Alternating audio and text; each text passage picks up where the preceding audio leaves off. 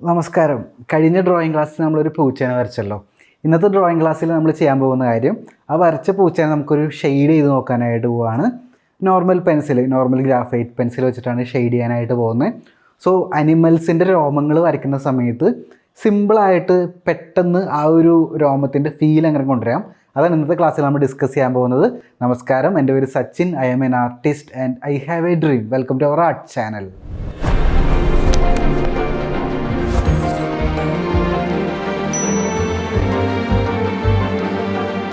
നമ്മൾ ഷെയ്ഡ് ചെയ്യാൻ പോവുകയാണ്. എൻ്റെ അതും HB പെൻസിൽ വെച്ചിട്ട് ഷെയ്ഡ് ചെയ്യാൻ പോകുന്നത്. അപ്പോൾ നമുക്ക് ചെവിയിൽ നിന്ന് സ്റ്റാർട്ട് ചെയ്യാം. നമുക്ക് ആ ടെക്നിക്ക് അപ്പോൾ പെട്ടെന്ന് മനസ്സിലാവും. ഈ ഇത്രയും പോർഷൻ എടുക്കുക, എന്നിട്ട് നോക്കുക എങ്ങനെയാണത്, ഏത് ഡയറക്ഷനിലോട്ടാണ് ഷെയ്ഡ് ചെയ്തേക്ക് നോക്കുക. ഇങ്ങനെ ചെറിയ ചെറിയ ലൈൻസാണ് അവർ യൂസ് ചെയ്തിരിക്കുന്നത്. നമ്മൾ അതേപോലെ തന്നെ ചെറിയ ചെറിയ ലൈൻസ് ഇട്ടിട്ട് ഷെയ്ഡ് ചെയ്യാം. ഈ മെത്തേഡ് മനസ്സിലായല്ലോ അല്ലേ? ഈ ഒരു ഭാഗവും അതുപോലെ തന്നെ ചെയ്യാം. ഇതാണ് ഇതിൻ്റെ ബേസിക് ഷെയ്ഡിങ് ടെക്നിക്ക് പുള്ളി യൂസ് ചെയ്തിരിക്കുന്നത്, ഇങ്ങനത്തെ ലൈൻസ് ഉപയോഗിച്ചിട്ട്. സോ നിങ്ങൾക്ക് അനിമൽ ഫർ വരയ്ക്കുന്ന സമയത്ത്, ആൾക്കാരുടെ താടിയൊക്കെ വരയ്ക്കുന്ന സമയത്ത്, പുൽമൈതാനങ്ങൾ വരയ്ക്കുന്ന സമയത്തൊക്കെ ഇത്തരത്തിലുള്ള ലൈൻസ് യൂസ് ചെയ്യാൻ പറ്റും. അതിൻ്റെ ഡയറക്ഷൻ മാറ്റി കൊടുക്കാൻ ശ്രദ്ധിക്കുക. ഇവിടുത്തെ പുള്ളി ഇങ്ങോട്ടേക്ക് വളച്ചു അത് അങ്ങോട്ടേക്ക് വളയ്ക്കാം. അത് നിങ്ങൾ ഹെയർ എവിടെ നിന്നാണോ വളരുന്നത്, ഹെയറിൻ്റെ കടഭാഗം എവിടെയാണോ അവിടെ നിന്ന് പുറത്തോട്ട് വരയ്ക്കണം. ഇവിടെ നിന്ന് ഇങ്ങോട്ട് വരച്ചു കഴിഞ്ഞാൽ ശരിയാവില്ല. ഇങ്ങനെ വരച്ചു കഴിഞ്ഞാൽ നാച്ചുറൽ എഫക്റ്റ് കിട്ടില്ല. കണ്ടോ? നേരം എവിടെ നിന്നാണോ വളർന്ന് സ്റ്റാർട്ട് ചെയ്യുന്നത് അവിടെ നിന്ന് പുറത്തോട്ട് വരയ്ക്കണം. അങ്ങനെ വരയ്ക്കുന്ന സമയത്ത് പെൻസിൽ ചെറുതായിട്ടൊന്ന് ഇങ്ങനെ എടുത്തു കഴിഞ്ഞാൽ കണ്ടോ കറക്റ്റ് ഹെയർ പോലെ തിക്നെസ് കൂടി കുറഞ്ഞ് കിട്ടും. ഇവിടെ കാണിച്ചാൽ തിക്നെസ് കൂടി കുറഞ്ഞ് കിട്ടും. ഇതാണ് ഓരോ സ്ട്രോക്കിലും ആ ആർട്ടിസ്റ്റ് ചെയ്തിരിക്കുന്നത്. സോ നമുക്കതൊന്ന് ഇംപ്ലിമെൻറ്റ് ചെയ്യാൻ നോക്കാം. അപ്പോൾ ഈ HB പെൻസിൽ വെച്ചിട്ട് തന്നെ ഡയറക്ഷൻ നോക്കുക. ഇത് കണ്ടോ, ഇതിങ്ങനെ ഇങ്ങനെ ഇങ്ങനെ ഇങ്ങനെ ഇങ്ങനെ ഇങ്ങനെ വന്ന് താഴത്തോട്ട് ഇങ്ങനെ വരുന്നുണ്ട്. അതായത് ഈ ലൈനിൽ നിന്ന് ഇങ്ങനെ വളർന്നു പോകുന്ന പോലെ പുള്ളി ചെയ്തിരിക്കുന്നത്. അപ്പോൾ അത് ഒബ്സർവ് ചെയ്യുക. കണ്ടോ, ഈ ലൈനിൽ നിന്നുമാണ് സ്റ്റാർട്ട് ചെയ്തിരിക്കുന്നത്. ഞാൻ അതുപോലെ തന്നെ ചെയ്തിരിക്കുന്നത്. ഇതൊക്കെയാണ്, ഈ ഡയറക്ഷനൊക്കെയാണ് ഇമ്പോർട്ടൻറ്റ്. ഈ അനിമൽസിനൊക്കെ വരയ്ക്കുന്ന സമയത്ത്, ഹെയറുള്ള അനിമൽസിനെ വരയ്ക്കുന്ന സമയത്ത് ഈ ഡയറക്ഷനൊക്കെയാണ് നമുക്ക് ഇമ്പോർട്ടൻറ്റ്.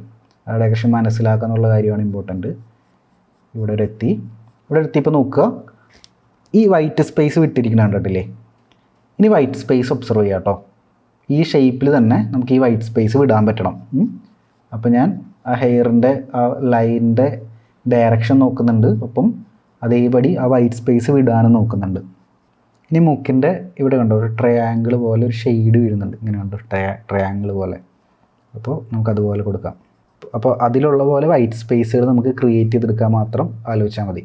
കണ്ടോ, നമ്മൾ ടെക്നിക്ക് പഠിച്ചെടുത്ത് കഴിഞ്ഞാൽ ഓട്ടോമാറ്റിക്കലി കൈ സ്പീഡിൽ മൂവ് ചെയ്യാൻ പറ്റണം. പിന്നെ നമ്മൾ ചിന്തിക്കില്ല. ആ ഒരു കോൺഷ്യസ് സ്റ്റേജ് നമ്മൾ സ്റ്റാർട്ടിങ്ങിൽ ടെക്നിക്ക് മനസ്സിലാക്കാൻ മാത്രമേ എടുക്കുകയുള്ളൂ. ടെക്നിക്ക് മനസ്സിലാക്കി കഴിഞ്ഞാൽ പിന്നെ നമ്മളൊന്ന് നാച്ചുറലി ചെയ്തങ്ങ് പോവുക. ഒരുപാട് ആലോചിക്കുന്നില്ല. അത് അതേപടി കോപ്പി അടിക്കാനല്ല നമ്മൾ നോക്കുന്നത്. ഇത്രയും ഭാഗം നമ്മൾ ചെയ്തു. ഫുള്ളായിട്ട് നമുക്ക് ഇത് വെച്ചിട്ട് തന്നെ ലൈറ്റ് ടോൺ ചെയ്തിട്ട് നെക്സ്റ്റ് സ്റ്റെപ്പിൽ മിഡിൽ ടോൺ പിടിക്കാം. അതായിരിക്കും നല്ലത്. ഞാൻ താഴത്തെ ഭാഗം അതേപടി ഈ ഡയറക്ഷൻ കണ്ടോ. ഇനി നിങ്ങൾക്ക് ലാർജ് സ്ട്രോക്ക് എടുക്കണമെങ്കിൽ ഒരു ടിപ്പുള്ളത്, പെൻസിൽ ഇവിടെ പിടിക്കണതിന് പകരം താഴെ ഇറക്കി പിടിക്കാം. നമുക്ക് ഇങ്ങനെ ലാർജ് സ്ട്രോക്ക്. അപ്പോൾ ഉണ്ടോ, ഈ ലെങ്ത് നമുക്ക് കൂടുതൽ കിട്ടും. ഇങ്ങനെ ഷെയ്ഡ് ചെയ്യുന്നുണ്ട്. ഇങ്ങനെ പിടിച്ചു കഴിഞ്ഞാൽ കുറച്ച് ദൂരം മാത്രമേ കൈ അനങ്ങുള്ളൂ. ഇവിടെ പിടിച്ചു കഴിഞ്ഞാൽ കുറേ ദൂരം കൈ അനങ്ങും. ഇങ്ങനെ പിടിക്കുമ്പോൾ വിരലായിരിക്കും വർക്ക് ചെയ്യുന്നത്. ഇങ്ങനെ ഇറക്കി പിടിച്ചു കഴിഞ്ഞാൽ കൈയുടെ റിസ്റ്റ് ഈ ഭാഗമായിരിക്കും വർക്ക് ചെയ്യുന്നുണ്ടായിരിക്കും. സോ ഞാൻ ഇറക്കി പിടിക്കുകയാണ്, ലാർജായിട്ട് കവർ ചെയ്യണ ഏരിയ. താഴെ ഒരു വൈറ്റ് ഭാഗം വരുന്നുണ്ട് കേട്ടോ, അത് വിടണം നമുക്ക്. ഇവിടെ ഇതിൻ്റെ അകത്തായിട്ട് ഡാർക്ക് വരെ ജസ്റ്റ് ഒന്ന് മാർക്ക് ചെയ്തിട്ടേക്കാം, അല്ലെങ്കിൽ നമ്മൾ വിട്ടു. താഴെ ആ വൈറ്റ് ഭാഗം അതേ ഷേപ്പിൽ തന്നെ വിടാം. ഇടയ്ക്ക് നിങ്ങളിങ്ങനെ ചെയ്തു പോകുമ്പോൾ, ഇൻഡസ്ട്രിയൽ ചെയ്തു പോകുമ്പോൾ ഇടയ്ക്കൊന്ന് ആലോചിക്കുക ഡയറക്ഷൻ കറക്റ്റ് ആണോ. ഇവിടെ എത്തിയപ്പോൾ ഡയറക്ഷൻ ചെറുതായിട്ട് ഇങ്ങനെ വളയുന്നുണ്ട്. ഇവിടെ ഇങ്ങനെയായിരുന്നു, ഇവിടെ ഇങ്ങനെ വളയുന്നുണ്ട്. അപ്പോൾ നമുക്കങ്ങനെ വളയ്ക്കണം. ഈ താഴത്തെ ഭാഗമൊക്കെ ഒന്ന് നമുക്ക് ചെയ്ത് വയ്ക്കാം. ഇത് കണ്ടോ, ടോട്ടൽ ഇങ്ങനെ പുള്ളി ഫിനിഷ് ചെയ്തിരിക്കുന്ന ഡ്രോയിങ്. അപ്പോൾ നമുക്ക് ആ ഷേപ്പിൽ തന്നെ താഴത്തോട്ട് ചെയ്തു പോകാം. അതിൻ്റെ ഡയറക്ഷൻ നോക്കുക. ഇവിടെയൊക്കെ ശരിക്കും ഡ്രോയിങ് പോലെ തന്നെ തോന്നുന്ന രീതിയിലാണ് ചെയ്തിരിക്കുന്നത്. സോ റഫായിട്ട് തന്നെ നമുക്ക് ചെയ്യാം. ഇനി ഞാൻ നെക്സ്റ്റ് സ്റ്റെപ്പ് ചെയ്യാൻ പോകുന്നതേ, നമ്മൾ ട്രഡീഷണൽ മെത്തേഡിൽ നമ്മൾ പണ്ടൊക്കെ പഠിച്ചത് എങ്ങനെയാണ്, light tone, middle tone, dark tone എന്നാണ്. നമ്മൾ അതിനൊന്ന് പൊളിക്കുകയാണ്. നമ്മൾ ലൈറ്റ് ടോൺ ചെയ്തു. ഇനി ഞാൻ ചെയ്യുന്നത് ഡാർക്ക് ടോൺ ആണ്. ഇനി നമ്മൾ ആ ഡാർക്കസ്റ്റ് പാറ്റേൺസ് ഒക്കെ ഒന്ന് ചെയ്തെടുക്കാൻ പോവാണ്. അത് കഴിഞ്ഞിട്ട് മിഡിൽ ടോൺ ചെയ്യുമ്പോൾ എന്താണ് ഡിഫറൻസ് നമുക്ക് നോക്കാം. അപ്പോൾ ഇവിടെ നിന്ന് നമുക്ക് ഡാർക്കസ്റ്റ് പാറ്റേൺ ഉള്ള ഭാഗങ്ങൾ മാത്രം കണ്ടുപിടിച്ച് ചെയ്യാം. ഇത് ഞാൻ യൂസ് ചെയ്യുന്നത് 7B പെൻസിലാട്ടോ. നിങ്ങൾക്ക് 6B മുതൽ 10B വരെ റേഞ്ചുള്ള ഡാർക്ക് പോലെ തോന്നുന്ന പെൻസിൽ നിങ്ങൾക്ക് ട്രൈ ചെയ്യാൻ പറ്റും. ഞാൻ ഏറ്റവും ഡാർക്കുള്ള പെൻസിൽ എടുത്തിട്ട് ഏറ്റവും ഡാർക്ക് തോന്നുന്ന ഭാഗങ്ങൾ മാത്രം ചെയ്തെടുക്കുക ചെയ്യുന്നത്. മിഡിൽ ടോൺ ഞാൻ ഒഴിവാക്കി. മിഡിൽ ടോൺ ലാസ്റ്റത്തെ സ്റ്റെപ്പിലോട്ട് വെച്ചു. അതിൽ കുറച്ച് ബെനിഫിറ്റ്സ് ഉണ്ട്, ഞാൻ തീരുമ്പോൾ പറഞ്ഞുതരാം. നോർമലി നമ്മൾ light tone, middle tone, dark tone ആ ഓർഡറിലാണ് ചെയ്യാറുള്ളത്. ഇനി പൂച്ചയുടെ കണ്ണിൻ്റെ അകത്തൊക്കെ നമുക്കൊന്ന് ഫില്ല് ചെയ്യാം. ഫില്ല് ചെയ്യുമ്പോൾ ഇങ്ങനെ വരച്ചിടല്ല ചെയ്യുന്നത്, ആ സ്ട്രോക്ക് വെച്ചിട്ട് തന്നെയാണ് ഷെയ്ഡ് ക്രിയേറ്റ് ചെയ്യുന്നത് നമ്മൾ.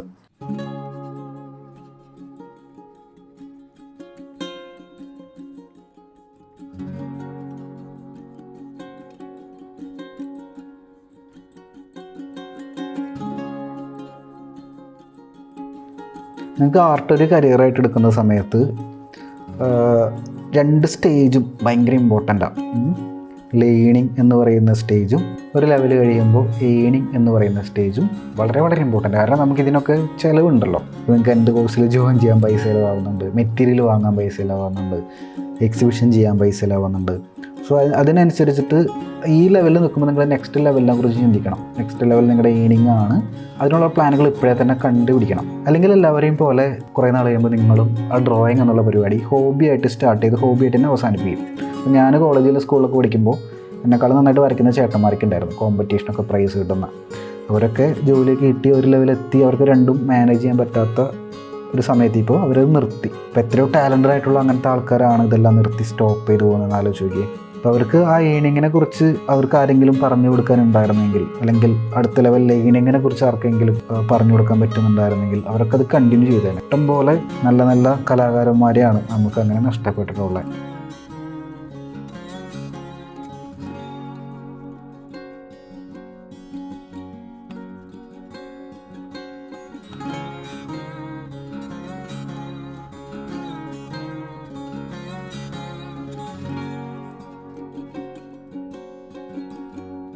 യെസ്, അപ്പോൾ ഇത്രയും നമ്മൾ കംപ്ലീറ്റ് ആക്കി. ഇനി കുറച്ചും കൂടി ഭാഗത്ത് ഡാർക്ക് കൊടുക്കാനായിട്ട് തോന്നിക്കഴിഞ്ഞാൽ ഒന്ന് കൊടുക്കുക. ഫിനിഷിംഗ് അല്ല, ഒന്ന് ഇനി ധൈര്യമായിട്ട് ചെയ്യാം. ഡാർക്ക് ടോൺ ഞാൻ നേരത്തെ കോൺഫിഡൻറ്റ് അല്ലാതെയാണ് ചെയ്തത്, അത്രയല്ലേ എത്തിയിട്ടുണ്ടായിരുന്നുള്ളൂ. ഇനിയിപ്പോൾ ധൈര്യമായിട്ട് ചെയ്യാം. ഇത്രയും കഴിഞ്ഞാൽ നമുക്ക് മിഡിൽ ടോണാണ് ചെയ്യേണ്ടത്. ഇപ്പോൾ ഞാൻ 4B പെൻസിൽ എടുത്തു.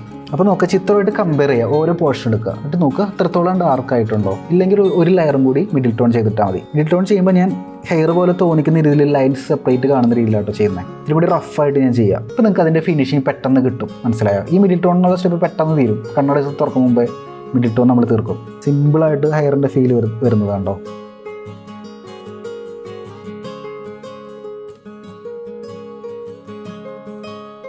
മീശ വരയ്ക്കുമ്പോൾ നേരത്തെ പറഞ്ഞ പോലെ തന്നെ ഇവിടെ നിന്നാണ് വളരുന്നത്, അവിടെ നിന്ന് സ്റ്റാർട്ട് ചെയ്യുക. ഇവിടെ നിന്ന് ഇങ്ങോട്ട് വരയ്ക്കരുത്, ഇപ്പോൾ വേറെ ഷേപ്പിലോട്ടു. ഇവിടെ നിന്ന് ഇങ്ങോട്ട് വരയ്ക്കണം. ഞാൻ കാണിച്ചുതരാം. കണ്ടോ, ഇതുപോലെ സ്ട്രോക്ക് ഇടാൻ പറ്റണം, ഒറ്റ സ്ട്രോക്ക്. ഇപ്പോൾ കട്ടി കൂടി കട്ടി കുറഞ്ഞ്, എന്നാൽ മാത്രമേ മീശയുടെ ഫീൽ കിട്ടുള്ളൂ. അതൊരു ധൈര്യമാണ് നമുക്ക് ചെയ്യാനുള്ള. ചിലപ്പോൾ തെറ്റും, ചിലപ്പോൾ വളഞ്ഞൊക്കെ പോവും. അതുപോലെ ഇടാൻ പറ്റണം.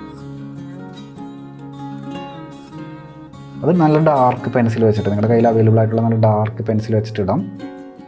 ആ മീശയൊക്കെയാണ് ആ ചിത്രത്തിൻ്റെ ഭംഗി. അതെ, ഇവിടെ നിന്നൊക്കെ പോകുന്നുണ്ട് ഹെയർ, പുരികത്തിൻ്റെ.